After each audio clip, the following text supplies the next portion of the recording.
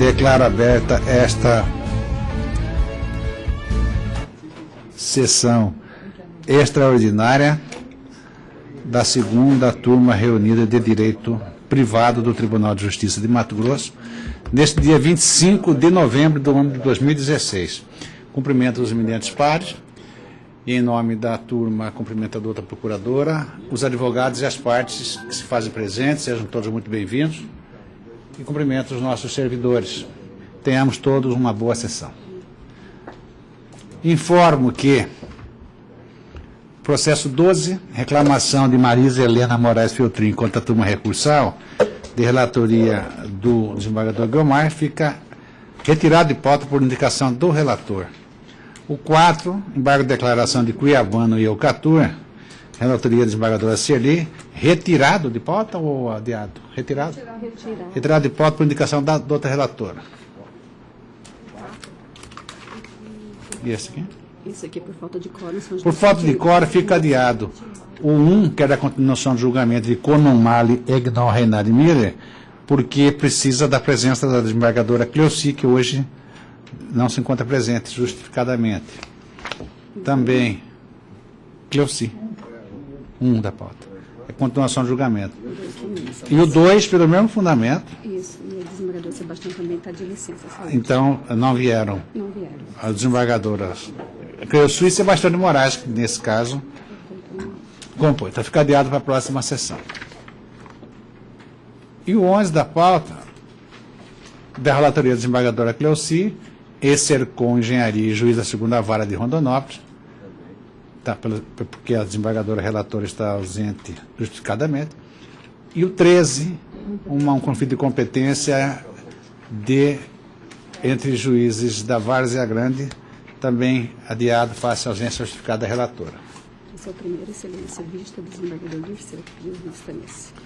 Bem, 3 da pauta, embargos infringentes de MJ da Silva e Santos Limitada, o embargado União Química Farmacêutica e o embargado Biolab. O desembargador Carlos Alberto deu provimento parcial. O desembargador Dirceu pediu vista. Tem a palavra. Os demais aguardaram.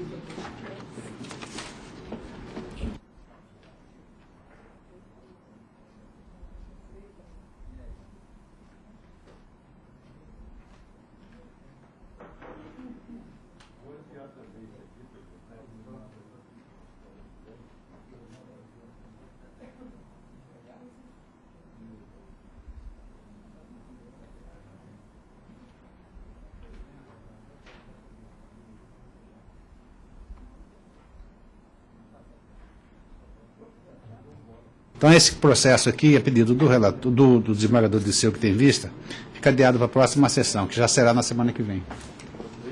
É o 3 da pauta. Um pedido de preferência, Vossa Excelência, que é o relator.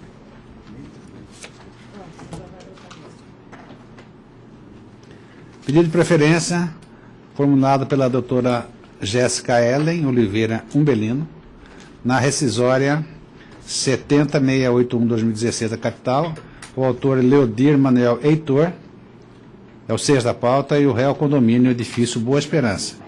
A doutora Jéssica patrocina os interesses do condomínio edifício Boa Esperança, é isso? É? Não, a doutora Jéssica está anotada aqui como recorrido. É? Sim. As duas partes. Mas a outra parte não pediu preferência, tem nada, mas vamos julgar. Já, tá? Então tá bom.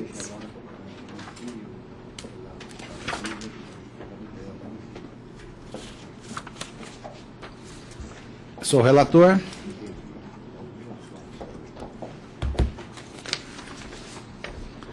Ação avisando a rescisão de decisão monocrática que proveu a apelação civil 42.142 de 2014, mantida pelo acordo proferido no regimental 93867 de 2014, fundamentada no inciso 7 no artigo 966 do Código de Processo Civil. O autor alega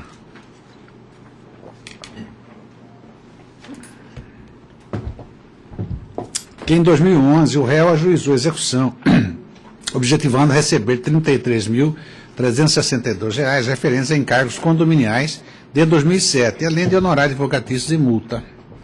Aduz que ingressou com exceção de pré-executividade por ilegitimidade passiva de parte, porque em 1993 transferiu o imóvel para Geraldo Rodrigues Ferreira, que por sua vez o alienou para Jorge Benedito de Albuquerque, casado com Maria Robles de Albuquerque.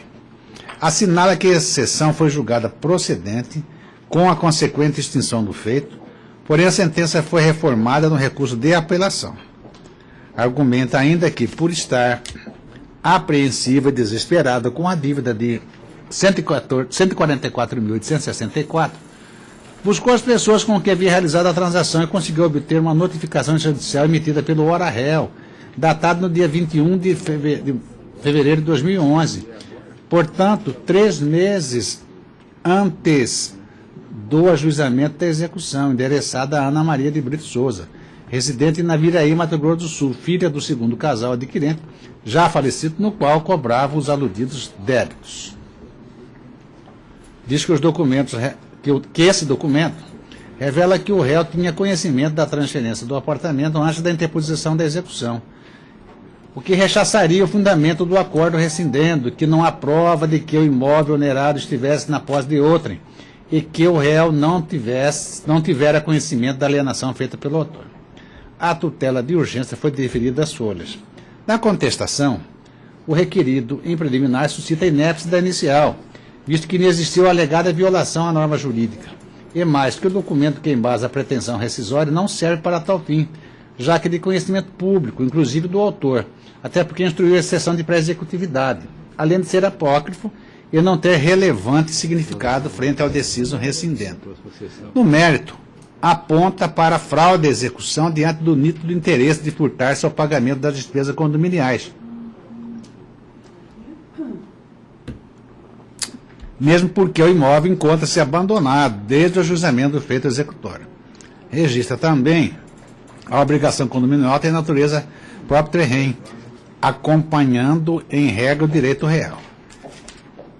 Impugna a preliminar, arguindo que não se trata de reexame de provas, como quer fazer crer o contestante, que o documento, notificação judicial da proprietária do imóvel, foi localizado no escritório contábil Consultese, que administra o condomínio e comprova o pleno conhecimento desse fato pelo requerido, quando ingressou com a execução.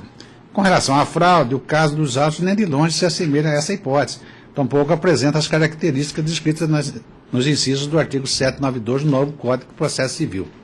No que concerne a natureza própria terreno da taxa condominial, aduz que o STJ, em recurso repetitivo, RESP e tal, já afirmou o entendimento que a responsabilidade transfere ao simples compromissário comprador. Acrescenta que não há qualquer indício de litigância de má-fé de sua parte em propor a presente rescisória. A doutora Procuradoria não manifestou-se ante a ausência de interesse jurídico que justificasse sua intervenção. Esse é o relatório. Não há sustentação oral? Não há? Então, preliminar inépcia de inicial, o requerido argumenta ser inépta a inicial, porque não existe a alegada violação à norma jurídica. E ainda que o documento que se diz ser novo não serve para o fim pretendido, pois instruiu a exceção de pré-executividade, além de ser apócrifo, etc. Eu estou dizendo que essa preliminar está intrinsecamente relacionada com o mérito e com ele será apreciado.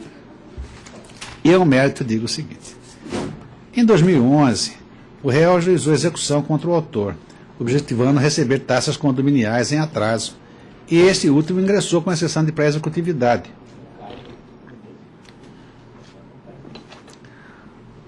Argumentando ser parte ilegítima, pois vendeu o imóvel em 93 para Oswaldo Rodrigues Ferreira e sua esposa, Maria Elizabeth Pires Ferreira, que por sua vez o alienaram para Jorge Benedito de Albuquerque e sua mulher Maria Robles de Albuquerque. Para comprovar, juntou cópia do contrato de compromisso compra e venda com ele e Geraldo, bem como instrumento particular de cessão de direitos contratuais de Geraldo para Jorge Benedito e sua mulher. Anexou também atas de reuniões do condomínio realizadas nos anos 2004 e 2006, constando o registro da presença dos adquirentes, folhas tais, muitas folhas, inclusive algumas delas algumas delas secretariadas por Maria Elizabeth Pires Ferreira, folhas tais.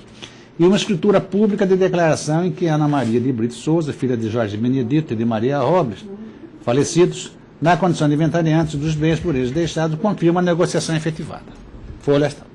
A exceção de pré-executividade foi julgada procedente e extinta a execução, por legitimidade passiva da parte.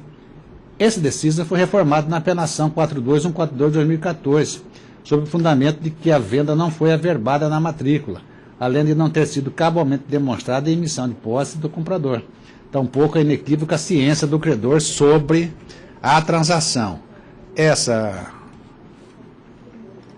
foi emendada da seguinte forma: decisão monocrática, recurso de apelação civil, ação de execução, taxas condominiais, legitimidade passiva do réu, ausência de averbação de alienação na matrícula do imóvel, não comprovação da emissão de posse do promitente comprador, bem como inequívoca a ciência da transação pelo condomínio, recurso conhecido e provido. Destaque, folha 141. Para mostrar a veracidade de sua arguição, o autor trouxe novas provas, às quais, à época, não teve acesso. As folhas 213, uma notificação expedida pelo próprio condomínio, endereçada a Ana Maria de Brito Souza, representante do espólio de Maria Robles de Albuquerque, cobrando as taxas condominiais do imóvel 01. As folhas 218 e 226, atos de assembleias realizadas e lavrados pelo réu, nos quais foi anotada a presença dos proprietários dos apartamentos, Maria Robles de Albuquerque e Jorge Benedito de Albuquerque. Como ressaltei na decisão que deferiu a antecipação de tutela, no caso dos autos, ainda que o contrato de compromisso de compra e venda não tenha sido averbado na matrícula, os documentos juntados deixam claro que o condomínio tinha ciência inequívoca de que eram os atuais proprietários. Importante dizer que na ata da Assembleia do dia 5 de janeiro de 2004, aparece como proprietário Jorge Benedito de Albuquerque e procuradora, a então síndica, Maria Elizabeth Pires Ferreira. E na do dia 27 de junho de 2007, encontra-se o seguinte: constaram como presentes os condôminos pelos apartamentos 1 e 2, foi apresentada procuração pela representação do apartamento 1 pela senhora Maria Elizabeth. Digno ainda de registro o fato que a ata da Assembleia do dia 12 de dezembro de 2006, folha 103, além de estar consignada a presença do representante do apartamento 1, destaca-se o trecho em que a senhora Elizabeth, secretariando o evento, pediu a palavra para assinalar a devolução da procuração ao outorgante, senhora Ana Souza, herdeira e responsável pelo espólio de Maria Robles de Albuquerque. Como se vê, não há dúvida alguma de que o condomínio requerido sempre teve pleno conhecimento de que o autor não era mais o proprietário da unidade residencial 01, pois estiveram presentes em diversas assembleias os verdadeiros proprietários, e muitas delas representadas pela senhora Maria Elizabeth, a qual, além de secretariar as reuniões do condomínio, adquiriu a unidade do autor e a vendeu aos seus constituintes, Jorge Benedito e sua mulher Maria Robles. Declaração de folha, inicialmente representando eles próprios e depois o espólio. Ao contrário do que arguiu o requerido, a exceção de pré-executividade foi instruída com os documentos acima relacionados que subsidiaram a sua procedência pelo juízo do primeiro grau. No entanto, o documento novo consiste na cópia da notificação extrajudicial encaminhada pelo condomínio Edifício Boa Esperança, representante do espólio de Maria Robles, senhora Ana Maria, ato qual o requerido foi representado pelo síndico Adriana Eloá Amorim. Embora sem assinatura, foi confeccionado em formulário do condomínio e o demonstrativo do débito é impresso da Consultese Contabilidade. Essa notificação é de dia 21 de fevereiro de 2011, 3 meses antes da propositura da ação de execução contra o autor da rescisória. Além dela, o autor anexou também documento de folhas 218 e 226, acompanhado da certidão de folhas 217, expedida pelo primeiro serviço notorial e registrado à capital, os quais se reportam às atas da Assembleia de Condomínio requerido, registradas naquela serventia. Estas demonstram que no dia 4 de 10 de 1996 e 14 de dezembro de 2000, Jorge Benedito e sua mulher, Maria Robles, participaram efetivamente das respectivas assembleias como proprietários da unidade habitacional 001 daquele edifício. Ainda juntou cópia do inventário que traz a referida unidade habitacional entre os bens deixados pela decurso Maria Robles. A pretensão inicial está fundada nos incisos 5 e 7 do artigo 966 do CPC 2015. Para a primeira hipótese, o autor alega a violação do artigo 131 do CPC de 73, porque o deciso rescindendo contrariou a prova existente nos autos, especialmente os contratos e transferência de propriedade e o contido nas atas da Assembleia. Aí trago doutrina e jurisprudência sobre esse tema,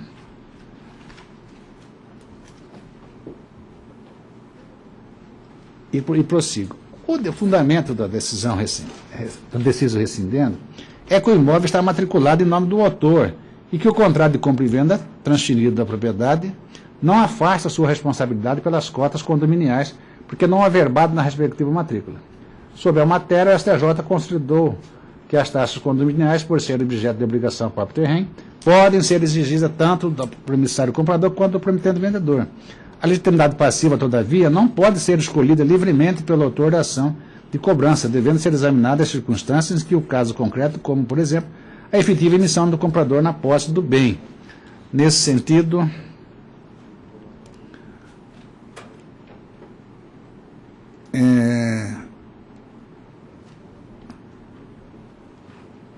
recurso no STJ, relatoria da ministra Maria Isabel Galotti, que transcrevo na íntegra.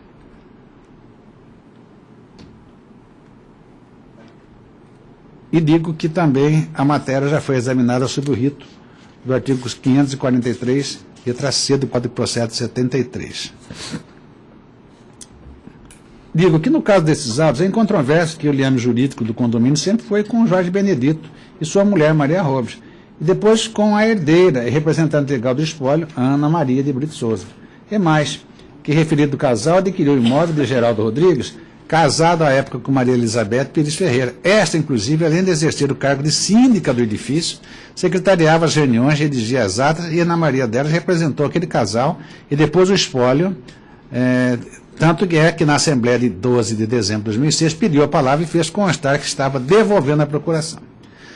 Especificamente no tocante à verbação do compromisso de compra e venda no registro imobiliário, em que, em base ao deciso rescindendo, o arresto representativo da controvérsia, RESP 1345-331 Rio Grande do Sul, estabeleceu que a jurisprudência do Superior Tribunal de Justiça é bastante tranquila, no sentido de que o que define a responsabilidade pelo pagamento das obrigações condominiais não é o registro do compromisso de venda e compra, mas a relação jurídica material com o imóvel, representada pela emissão na posse e pela ciência do credor acerca da transação.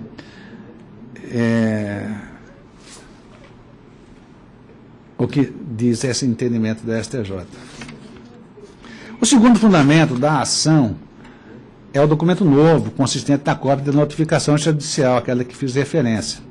Ainda que sem assinatura, a notificação configura o documento novo nos termos do inciso 7 do artigo 966 do CPC 2015, até porque os dados que contém são satisfatoriamente confirmados por outros existentes nos autos.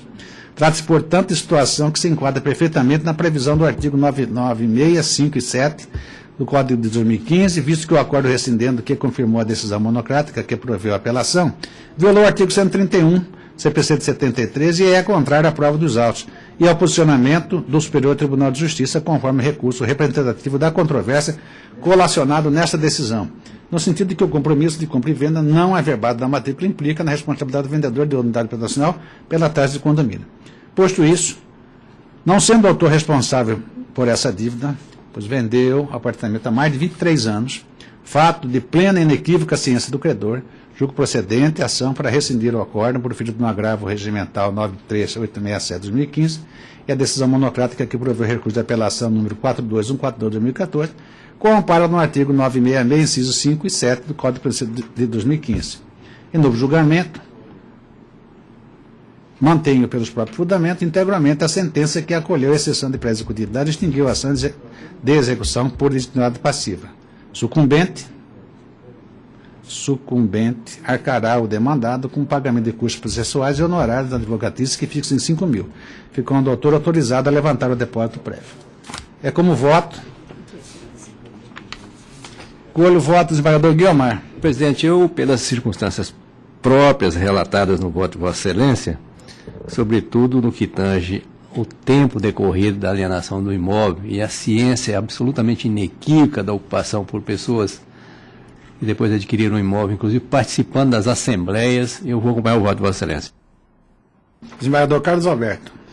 Senhor presidente, apesar de ter participado do julgamento do recurso de apelação, na verdade, ela foi decidida monocraticamente pelo relator. Então, nós apreciamos na Câmara o agravo interno, né? E hoje muito mais amplo apreciado essa questão aqui, e principalmente com base no julgado do ministro Luiz Felipe Salomão, que foi citado por Vossa Excelência no rito do 543C do CPC de 73, aonde resta claro a tese postada neste repetitivo. Então, eu acompanho o voto de Vossa Excelência. Desembargador Dirceu dos Santos. O voto monocrático é meu, mas eu faço só uma ressalva. A decisão fora dada com base na jurisprudência do STF, do STJ, que dispõe que o proprietário do imóvel responde pelo condomínio. A matéria é, de fato, controvertida em função do recurso especial. Eu concordo ipsis litteris com o seu voto hoje, inclusive acho que realmente, tenho certeza que se o cidadão comprou um bem, ele passa a ser responsável pelo condomínio. Só que a época e o meu raciocínio era no sentido de que se a execução do condomínio, das parcelas do condomínio, recai sobre o imóvel. Deve recair sobre o imóvel objeto do condomínio. Logo, se o proprietário for executado, o prejuízo para ele, proprietário, seria só mais com relação a ter uma execução, sofrer um processo executivo, mas em decorrência da não perfectibilização do negócio com o registro da escritura ou com o término da escritura. De modo que ele poderia ofertar o próprio imóvel em garantia da execução, em penhora. E se for o condômino não proprietário, ele teria essa dificuldade de ofertar o próprio imóvel para garantir a execução, como é hoje. Por essa razão que me levou a esse raciocínio. Muito embora eu, como condômino hoje, e às vezes até proprietário de vários imóveis que tem vendido, e às vezes, por um lapso, a parte não passa, não transfere, não otorga escritura, ou não resiste a escritura, e fica no seu nome, você fica respondendo. Então, hoje, eu até entendo que não é o caso de rescisória, porquanto é o caso de recurso especial por erro de julgamento com relação à jurisprudência e interpretação jurisprudencial. Mas, neste caso especificamente, eu particularmente me rendo a este voto porque concordo com ele hoje, em função de que o condomínio avisado, sabendo que o morador e que o pagador do condomínio é o comprador efetivo do imóvel. Muito embora, às vezes, nós possamos estar achando que estamos ajudando o proprietário, estamos prejudicando. Por quê? Porque se ele não transferiu, o executado, no caso o condômino, ele pode sofrer execução e não oferece o bem imóvel garantia da execução. Quer dizer, estaria prejudicando o próprio condomínio em termos. Quer dizer, é uma regra que pode ser que a gente olhe de um ângulo, não é justo que o condômino sofra. Eu estou justificando porque o voto é meu, então eu teria que dar uma justificativa até para mudar a própria posição minha dada lá, objeto do recurso. O próprio condômino executado teria dificuldade. Por quê? Porque se ele não tiver bem, não tiver nada, o condomínio vai ficar sem ter condições de receber a dívida. E hoje, mais que claramente, a dívida é penhorável o próprio imóvel para pagar o condomínio. De modo que o proprietário não teria o prejuízo que ele às vezes está alegando ter. O prejuízo dele é mais de ordem moral, por sofrer execução, mas também por não ter diligenciado essa transferência em 20 anos. O imóvel ainda está no nome dele. Podia ter interpelado, feito uma série de coisas. Mas eu me rendo a esse voto e ao recurso do ministro Salomão, que é um recurso repetitivo, recurso especial, aliás, não é repetitivo, é um recurso isolado, e o STJ tem decidido reiteradamente que o proprietário responde pelo condomínio enquanto ele não transferir.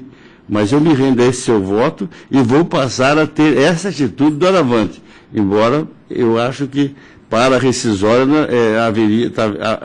está havendo uma certa... eu tenho dificuldade de verificar qual é o erro que importa em julgamento de uma rescisória. Pode ser um erro de julgamento, um erro de interpretação, e tal. Mas eu, particularmente, acredito que o seu voto faz mais justiça. E por isso eu passarei a adotar esta tese do Aravante. E voto com Vossa Excelência, até contrário ao meu voto passado. Como vota a desembargadora Serli Marcondes Alves? Acompanha o relator. Então, a unanimidade de ação julgada procedente. Não, ação julgada procedente. Sim.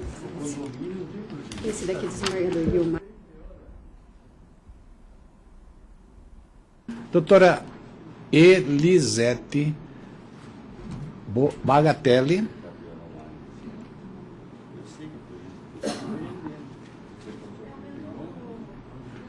Gonçalves. É isso? Isso é da autora. Autora M e réu MAM. Desembargador Guilmar.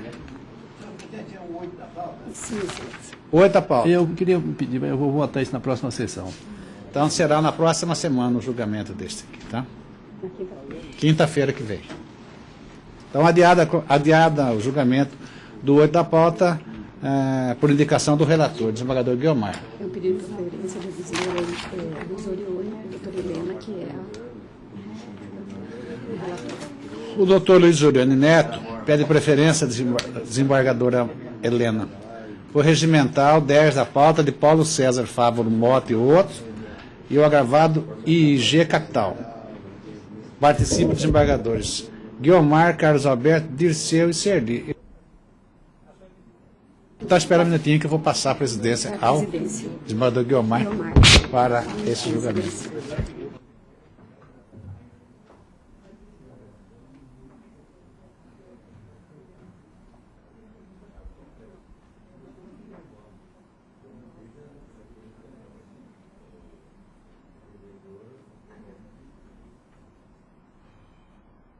Em julgamento, portanto, o 10 da pauta geral, em que figura como agravante Paulo César Fávaro Mota e agravado IG Capital LLC.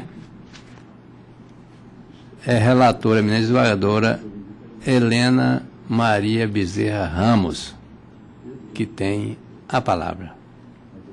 Participa do julgamento Guilmar, Carlos Alberto, Dirceu dos Santos e Serli Marcondes. Sim, senhor presidente. Eu acho que o agravante é a Adriana de Castro Mota. E outros, né, que saíram. Aqui e outros, né? Aqui está Paulo César Fávaro. É isso mesmo? Não é? Não. Então tem que mudar. Na realidade, existe uma ação que foi Então vai dar julgado problema, duas porque, apelações, de repente né? é outro advogado, então não pode poder julgar. Não, Não, é o doutor. é o doutor Ione mesmo. Ah, bom. Eu vou explicar o porquê dessa divergência. Existe uma apelação com duas apelações dessas partes. A Adriana é esposa do Paulo César Fávaro Mota. Tinham 2 advogados, né? Cada um vinha recorrendo, mas o agravo foi proposto exclusivamente pelo doutor. Não é isso, doutor? Pelo doutor Orione. Advogado do Paulo César. Da Adriana. E quem que é advogado do Paulo César? O problema é que o agravo é só dele. Eu estou perguntando quem que é o advogado do agravante. Paulo César Fávaro Que eu não Mota. estou com o Excelência, processo se em permite, mãos. eu posso fazer um esclarecimento? Eu posso Não, Vossa fazer. Excelência é advogado do Paulo César? Então, eu preciso explicar Que isso. aqui está desembargador. publicado em nome de Paulo César. Não é, doutor. Eu vou explicar. A publicação Pois é. está no nome, aqui a planilha está no nome do Paulo César Mota, advogado do Dr. Luiz Orione Neto. Estou perguntando para ele se ele é advogado do Paulo César. Então- Advogado, excelência. Então, tudo bem, ué. A senhor questão é? é só essa. Então ele matou a questão a pau que eu ia explicar para o senhor. Não, mas a pergunta é só, porque na verdade, como tem a divergência, precisa saber se o advogado que está aí é o advogado de quem está Eu publicado. vou explicar senão já ninguém já a publicar. divergência. Sim. Não. Agora, o importante é que ele é o advogado de quem está na pauta aqui hoje. Que a pauta está publicada desse nome aqui. Sim, mas isso tem uma consequência do voto. Se ele for ou não for. É só de representação para efeito de unidade de julgamento. Parece Sim. que não é o problema, porque ele é advogado de quem está pautado. Então, a palavra, Vossa Excelência. Sim, desembargador. Então vamos ao relatório. que Vossa Excelência tenha. Não, Pode levantar. eu vou explicar, tá? Relatório. Trata-se de agravo interno proposto por Adriana Castro Mota contra a decisão monocrática que indeferiu o pedido de efeito suspensivo aos embargos infringentes, que move, juntamente com Paulo César Fávaro Mota, em favor da IIG Capital LLC. Em suas razões, a agravante afirma que, no caso dos autos, os litisconsórcios possuem procuradores de escritórios distintos de advocacia, motivo pelo qual se deve observar a regra do artigo 229, que é aquele prazo em dobro. No mérito, afirma que o efeito suspensivo foi concedido à apelação no agravo de instrumento interposto pelo... concedida a apelação. E no agravo do instrumento interposto pelo agravado, e o fato do agravo não ter sido conhecido, não lhe retira o efeito suspensivo que já tinha sido atribuído. Requereu a reconsideração da decisão para que seja atribuído efeito suspensivo ao agravo interno, ao agravo suspendendo todos os atos executivos. Intimado, o agravado apresentou contrarrazões, aduzindo que o agravo interno foi interposto de forma intempestiva. Haja vista que, no contrário do que alega a agravante, o eminente patrono, Dr. Luiz Orione Neto, sempre se apresentou nestes autos como representante da agravante Adriana e de seu marido Paulo César Fávaro, motivo pelo qual deve ser afastada da contagem do prazo em dobro por aplicação do artigo 229.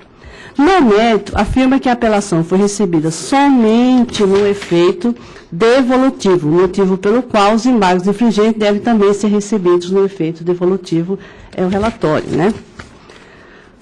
Voto. Trata-se de agravo interno interposto por Adriana de Castro Mota, com decisão monocrática que indeferiu o pedido de efeito suspensivo dos Senhor embargos presidente, infringentes. Tem sustentação oral. Tem sustentação oral? Não. Gravo? Gravo interno? Não tem. Nesse caso não tem. Não. Só no caso de extinção Isso. da ação contra a extinção. Claro. Então, nesse caso, nós entendemos aqui que não tem sustentação oral. Embora fosse até agradável ouvi-lo como professor, mas aqui a decisão não está extinguindo o processo na origem, tá? Não, né? Não. Então, fica para a próxima. Só a título de esclarecimento, para situar melhor, é um embargos infringentes com base no antigo código, que ainda contra a decisão unânime, certo? Que o doutor entrou. Não estamos julgando esses embargos.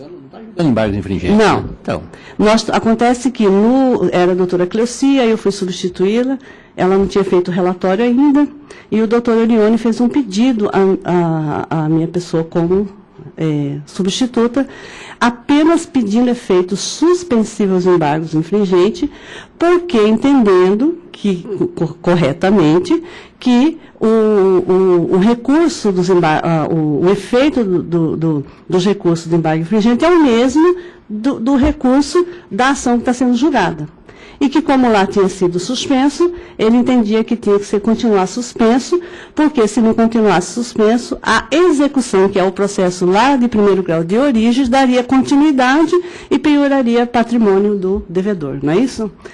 Eu concordei a priori com ele, aí fui pegar o processo, fui olhar. Então, há um pedido no decorrer, antes do julgamento do embargo infringente. Ao olhar o processo, eu dei uma decisão monocrática, indeferindo esse pedido dele. E aí, explicando o porquê. Aí ele entrou com um agravo regimental. Excelência é relatora dos embargos infringentes? Sou. Então Agora tá bom. sou, Tudo bem, então é só para... Agora sou, mas ele nem foi para a pauta ainda, nós estamos decidindo uma questão intercorrente. Então, a decisão monocrática... É um pedido de incidente... É só no sentido de ter indefinido o pedido de efeito suspensivo aos embargos infringentes. Porque, apesar de eu entender como ele, na decisão monocrática, eu verifiquei que existem duas apelações, e a apelação do doutor não foi conhecida. Então, aquele efeito suspensivo que tinha não existe mais. Então, em razão disso, eu dei a decisão monocrática. Ele entrou com um agravo regimental. Certo? E posso? Pode. Então, trata-se de agravo interno, interposto por Adriana Castro Mota, contra a decisão monocrática que indeferiu o pedido de efeito suspensivo dos embargos infringentes, que move, juntamente com Paulo César Fávaro Mota, em desfavor do IG Capital LCC. não procede a alegação da agravante de que se deve observar a regra do artigo 229, que é o prazo em dobro, contando-se os prazos em dobro, em razão dos litisconsórcios possuídos de procuradores de escritório distintos de advocacia. Conforme se pode observar dos autos, a sustentação oral, transcrita às folhas 1376 a 1382, demonstra que a atuação do Dr. Luiz Orione Neto é vinculada ao litisconsórcio Paulo Mota, e não exclusivamente à agravante Adriana. Outros sim, tanto os embargos infringentes, folhas 1759 a 1797, como o pedido de concessão de efeito suspensivo dos embargos infringentes, folhas 1865 a 1877, foram realizados pelos agravantes Adriana e Paulo Mota, ambos representados pelo Dr. Orione.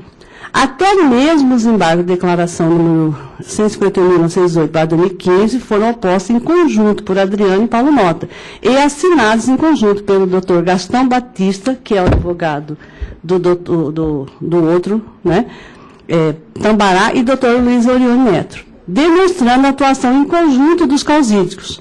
Além do mais, a agravante e Paulo Mota apresentaram questões de ordem por intermédio do Dr. Orione, folhas 1798 a 1799, se qualificando da seguinte forma, aspas, Luiz Orione Neto, brasileiro, casado, advogado, inscrito na OAB Sobrental, na condição de advogado dos embargantes Paulo Fávaro e sua mulher Adriana, que figuram como embargante decorrente do julgamento da maioria de votos, proferido na apelação tal, fecha aspas.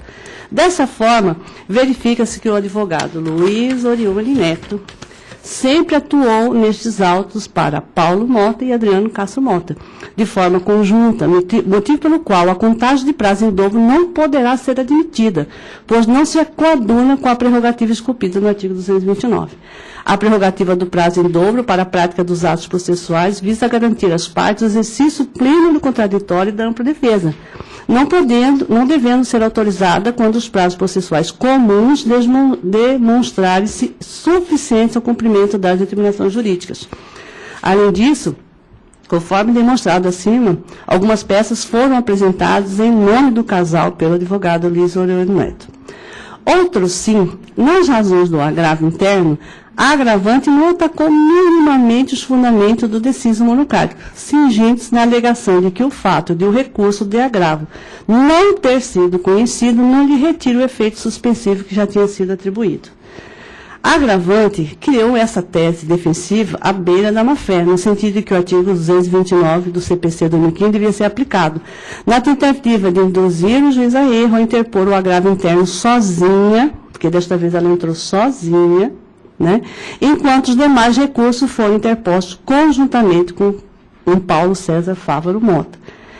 Então, desembargadores, se for unânime, eu tenho mais uma continuação desse julgamento, que essa parte vocês podem acolher ou não. Destarte, revelando-se a manifesta improcedência das razões do agravo interno, porque ele é intempestivo, né? Porque ele usou o prazo em dobro. Então, foi intempestivo e estava até nas razões, foram alegados pelo agravado. O artigo 1021 fala o seguinte, e parágrafo 4º, contra a decisão proferida pelo relator, caberá agravo interno para o respectivo órgão colegiado, observadas quanto ao processamento as regras do julgamento interno do tribunal. Aí, parágrafo 4º, quando o agravo interno for declarado manifestamente inadmissível, improcedente, em votação unânime, o órgão colegiado, em decisão fundamentada, por isso que nós precisamos saber se vai ser unânime ou não, né? O agravante a pagar ao agravado uma multa fixada entre 1% e 5% do valor atualizado da causa. Nesse diapasão, a interposição da multa em tela, segundo a doutrina, não é uma faculdade do julgador, mas sim um dever, a fim de obstar proliferação de recursos infundados ou manifestamente protelatórios. Nessa esteira, ensina Mitidiero Arenharte Marimone, em processo civil comentado, São Paulo, editor Revista Tribunais. Multa. Quando o agravo interno for declarado inadmissível, improcedente, votação unânime, órgão colegiado, em decisão fundamentada, condenar o agravante a pagar o agravado, multa fixada entre 1% ou 5% do valor da causa devidamente atualizado. Artigo 1021, parágrafo 4º do CPC. Note que, neste caso, há dever de imposição da multa, na medida em que, com isso, o legislador busca resguardar a seriedade na interposição do recurso, evitando a proliferação de recursos meramente protelatórios e temerários. Trata-se, portanto, de técnico voltado não só para a promoção da boa-fé processual, artigo artigo 5º do CPC, mas também a concretização do direito do processo com duração razoável, no termo do artigo 5º, inciso, acho que é 38 da Constituição Federal e artigo 4º do CPC. Condenando o agravante, a interposição de qualquer outro recurso será condicionado ao depósito prévio do valor da multa prevista no parágrafo 4º, à exceção do beneficiário da justiça gratuita da Fazenda Pública, que farão o pagamento ao final. Fecha aspas. Por conseguinte, considerando o valor dado da causa, né, de 8 milhões, a multa em favor do agravante será arbitrada em 1% sobre tal quantia. A vista exposto, eu nego o provimento de agravo interno. Na realidade, eu não nego. Ele é intempestivo. Mas também, no mérito, eu já rejeito, condenando o agravante ao pagamento da multa de 1%. Voto eu.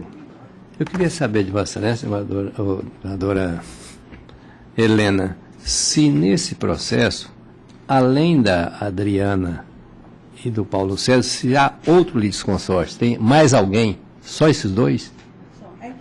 Não tem garante, não tem ninguém? Antes tinha 2 escritórios. Não. Ele começou a despachar, a peticionar, fazer tudo em nome de ambos. E agora o agravo ele pede o prazo em dobro. Não, a minha pergunta era só se tem, além desses dois, mais alguém. Só os dois. Estou de acordo com o voto de Vossa Excelência. Como voto... Desembargador Guiomar, Sim. Só para registro, eu não sei por que razão que consta dos autos que eu teria impedido ou suspeito. Não me recordo de uma situação desse tipo. Estou pedindo para que seja analisado nos autos, tá? Então, antes que Vossa Excelência pode colher os votos, antes de anunciar a conclusão do julgamento, tá? Eu queria saber... Então, primeiro, é até preferível. Não, pode colher os votos. Não, eu não me recordo. Por que eu estou fora desse processo, o senhor sabe? O que me parece é o seguinte, eu fui o revisor... Pela Câmara, senadora Serli, Guiomar e Rubens. Foi julgado pela Câmara normal, o voto, inclusive, vencido, mas no Rubens. Em cima, foi aviado embaixo de declaração. Os 3 também julgaram, certo? E aí entrou, veio o infringente. Sim. Aí, a partir daí, a desembargadora Serli acolheu, foi distribuído para a desembargadora Cleuci, em substituição a doutora Helena, certo? E aí passou na capa ter impedimento ou suspensão de desembargador Rubens. Eu, pelo menos, folhei aqui, não vi um ato nem do desembargador Rubens. Desembargador Rubens, essa questão é superveniente? Tem algum fato superveniente? Eu acho o seguinte, que colhe os votos, eu peço vista, não participando, e quinta-feira que vem eu já trago, já olho para saber se que voto ou não, qual é a razão. Por quê? Rubens, Oi. eu acho que você vai dar margem a... A nulidade? Não, então não. Se Vossa Excelência está efetivamente impedido... Certo? Você não participa, tudo bem. Vai prosseguir o infringente. Aí, por que eu estou impedido aqui? Então? Aí vota no Então tudo bem. Entendeu? Pelo menos não dá margem a mais um recurso aqui em cima dele. Senão vai vir mais um recurso aqui. Então tá bom. Entendeu? Então prossiga, Minha desembargador. opinião, eu acho. Não, eu quero saber se...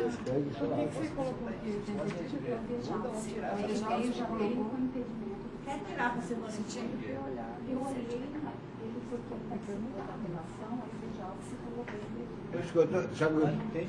Sim, mas sabe o que eu estou entendendo? Como o voto vencido, em cima de. Foi interposto em vários infringentes, ela deve ser colocado como impedido, entendeu? Mas não é. O voto dele, inclusive, ele pode votar aqui em plenário, é lógico. Eu sugiro então que vamos adiar para a semana que Senhor vem. presidente, então vamos fazer o seguinte, esse processo fica adiado para a semana que vem. Vossa Excelência concordando, desembargador relator, Vossa Excelência já contou. Vossa Excelência, como relatora, vai apreciar por que razão está anotado esse impedimento do desembargador Rubens, e se não for o caso, mandar corrigir advertindo. Ela não, doutor. É ela? É a Câmara, é a Secretaria, ela não. Ela está concordando, eu estou dizendo se ela concorda. Mas o ato não entendo nada, o ato de impedimento foi ela colocou. Se ela declarar por impedido, ela depende. Mas o impedimento, desembargador Carlos Alberto, é objetivo, não é suspeição. Mas não é, Desembargador Guilmar, ele está dizendo o seguinte, que a secretaria vai olhar página por página para saber se está impedido por isso por aquilo. Se não tiver. Quem vai fazer isso é a relatora, porque a secretaria já errou. Então, se tem quem vai corrigir, é a relatora. Então, fica adiado para a próxima sessão, para que a eminente relatora... Lembra de já votar e o Rubens já ficou fora desse voto dele?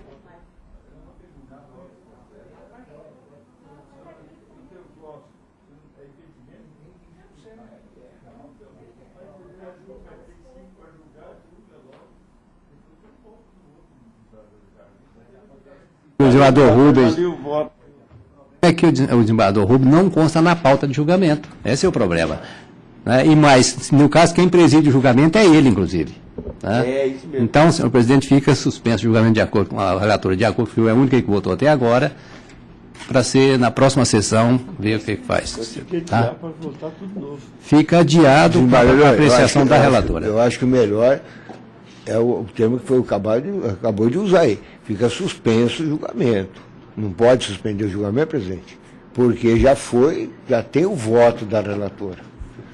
E aí é de veio uma questão... Eu perguntei... Faça uma questão de ordem aí. Né? Está acontecendo. E aí alguém faz uma questão de ordem dizendo isso, o próprio desembargador pode fazer aqui, né? Ou então os dois ele faz uma questão de ordem, aí eu... Bom, então eu vou fazer o seguinte, eu vou decidir isso aqui. O desembargador Rubens, prefeito de Itaquiriafia, o desembargador Rubens coloca no sentido de saber, coloca em dúvida as razões pelas quais consta o seu impedimento. Se ele... aí está falando impedimento. Na capa do processo. Não, é os dois.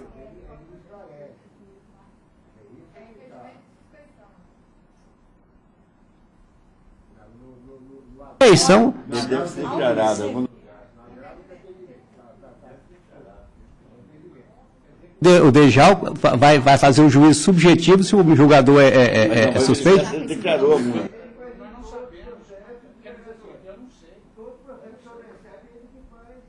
Desembargador Rubens, tem alguma manifestação de Vossa Excelência nesse processo manifestando? Não, o senhor conhece as partes relacionadas?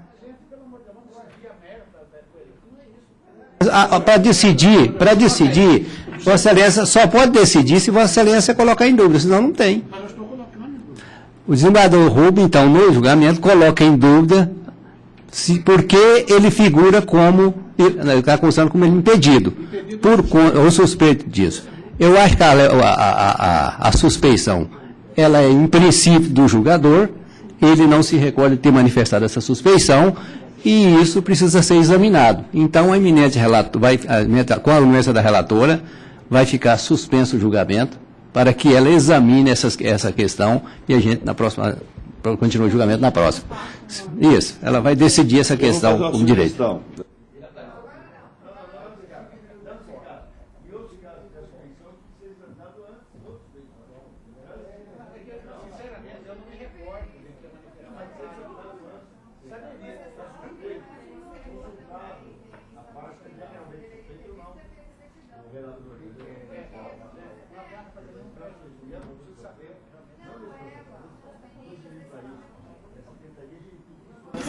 Em julgamento 5 da pauta, rescisória de DST e outras, e o réu TSS e réu SAS. Sou relator.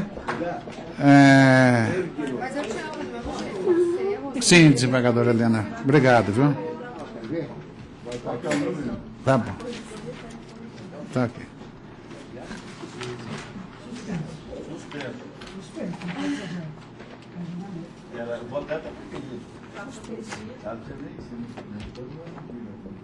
Venha, por favor. Mas venha, por favor. Os desembargadores.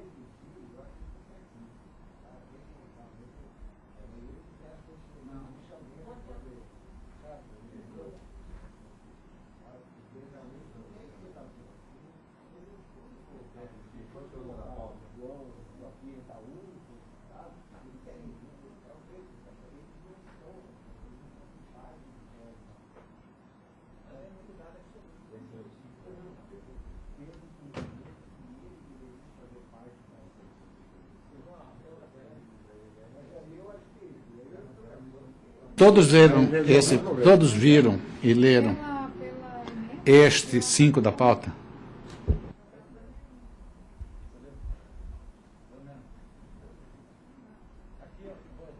Aqui é o seguinte: alguém vem em juízo, faz uma rescisória,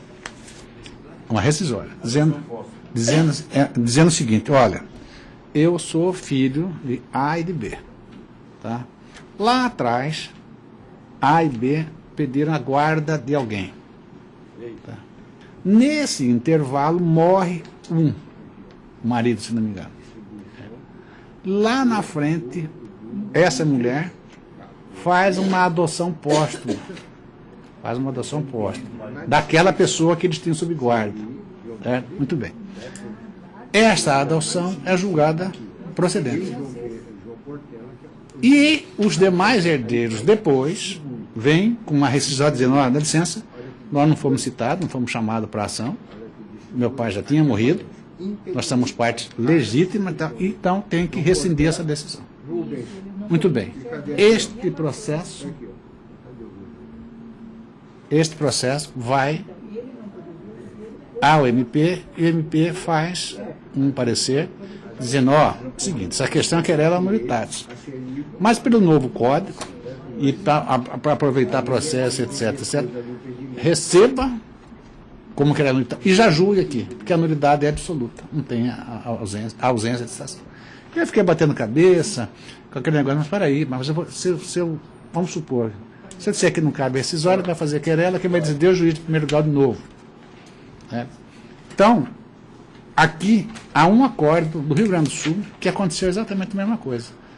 E que o Rio Grande do Sul faz o seguinte: ó, vamos resolver logo essa parada aqui e a nulidade absoluta, vamos reconhecer e pronto. E com base nesse é que eu estou também julgando assim.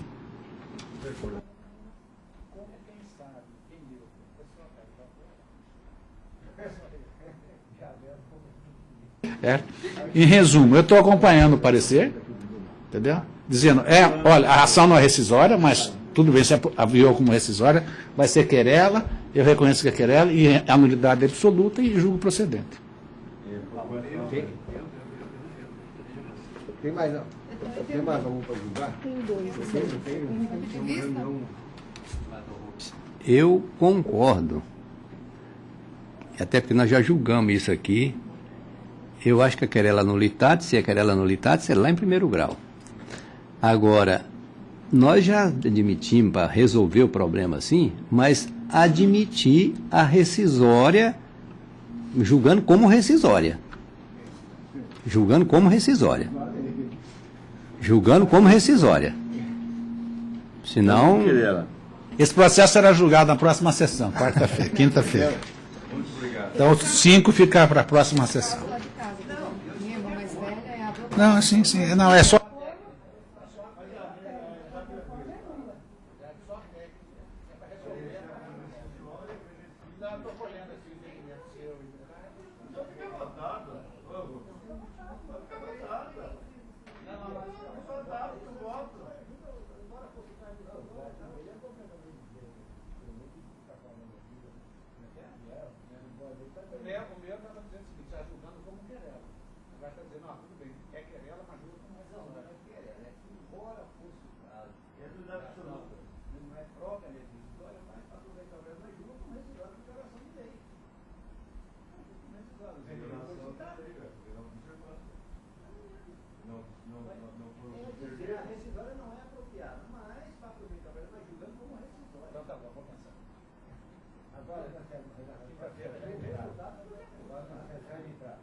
Ministério Público é embargante, embargado José Joel Jacobski e Terezinha Isabel de Pólio. Sou o relator desse declaratório. O que ele quer aqui? Embargo declaratório do Ministério Público, custo de ação rescisória julgada improcedente. alegação de contradição em relação ao uso do mandato, causa própria, cláusula inexistente, ausência de prestação de contas, condição não convencionada, imóvel prometido à venda pelo outorgado como se o proprietário fosse, procuração utilizada apenas no distrato celebrado com a imobiliária, duplicidade não configurada, contradição, vício não caracterizado, recurso não provido.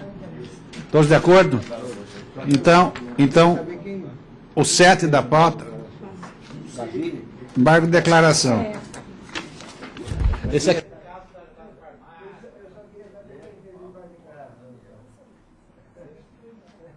Desembargador Guiomar, Predson, pré-moldado, Sonora Limitada e outros é embargante de declaração numa questão de Rondonópolis. E Raul Amaral Campos é embargado. 9 da pauta. Pegando provimento aos embargos, há o argumento de que não tem a omissão e nem a contradição apontada no acórdão embargado. 9 da pauta, recurso não provido. Agradecendo muito a presença de Vossas Excelências e de todos, declaro encerrada a presente sessão.